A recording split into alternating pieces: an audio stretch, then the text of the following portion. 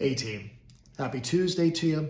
Hope you all had a great Labor Day weekend. This is the Labor Day version of Monday Musings. So hope you all had a great weekend, found some time to relax, refresh, and get ready for the week ahead. One of the things I've been thinking about for us as a foundation is really around our mission and vision.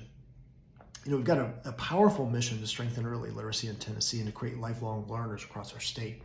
So we are really shifting the culture in Tennessee to become a culture of reading. And I think it's an enormous challenge ahead of us. And I am curious as to what can we be doing that will make us more effective as a team. And one of the things that I realize is that our beliefs have a tremendous power in terms of how we think, how we feel, and ultimately how we behave in the workplace. I've got a friend of mine that he asks a question at the end of every conversation I think is absolutely brilliant. And it's, what have you changed your mind on lately? And I realized this is a question that is getting to the heart of what is it that I have reflected on and shifted my thinking about that may be influencing my efficacy in my life, my relationships, my work, whatever it may be.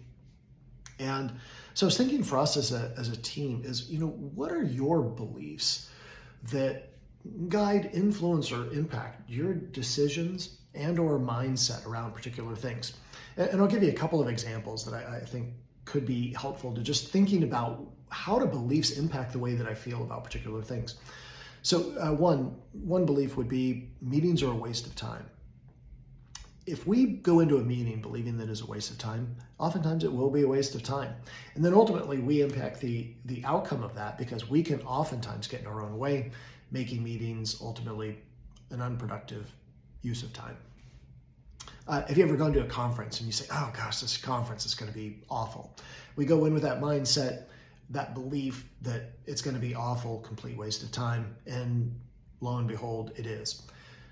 But if you were to shift that belief, shift that attitude or behavior to, hey, I'm going to make this meeting the most impactful, positive meeting I possibly can, or I'm going to get the most out of this conference I possibly can, it may shift the outcome of what we experience and how others experience us in that.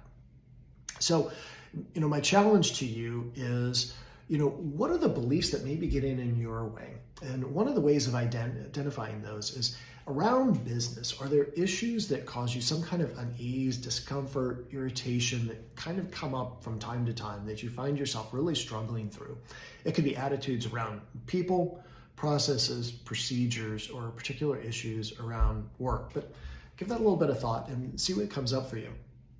There's an interesting story that the same friend of mine was sharing with me, where this mother was having real struggles with her daughter and her grades, and it was causing this enormous consternation in the relationship. They weren't getting along. And as she started looking at her own beliefs, she realized that her own beliefs were actually causing this pain in the relationship because she had been raised from a very early age that education was one of the highest values. And she realized that actually the highest value that I want is a relationship with my daughter.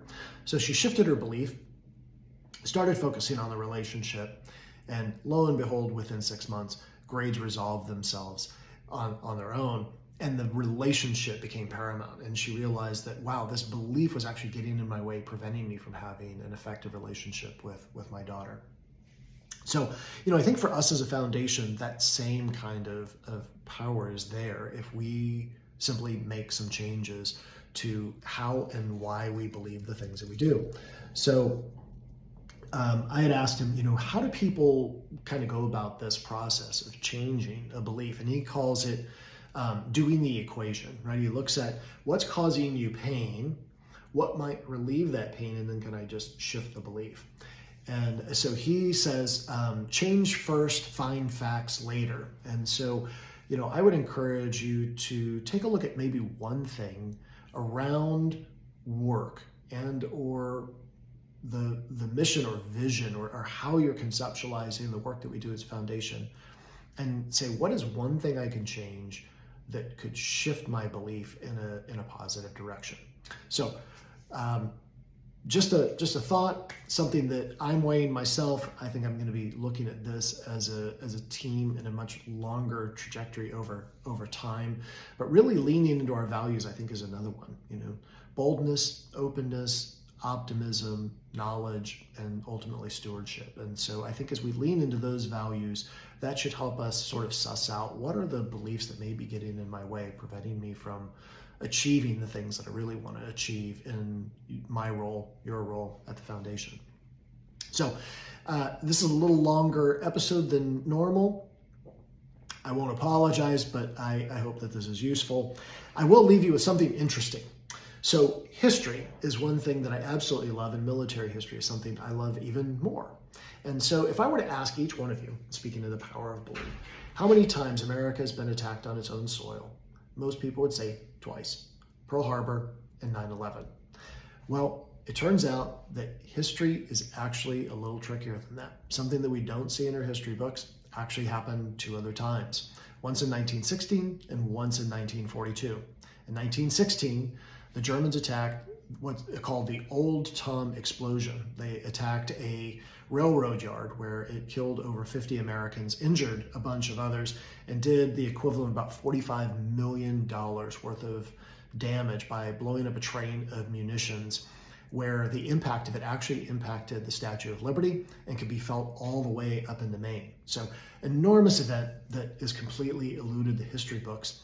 And then in 1942, on the east coast of the United States, German U-boats attacked freighters and boats and killed over 5,000 Americans. Look it up in your history books. I'll attach the links down below. But very interesting. That's twice as many people as were killed in Pearl Harbor, and yet we don't hear about it in our history books. So, interesting fact. Hope you all are doing well. Look forward to seeing you later this week. Until then, take care. Bye-bye.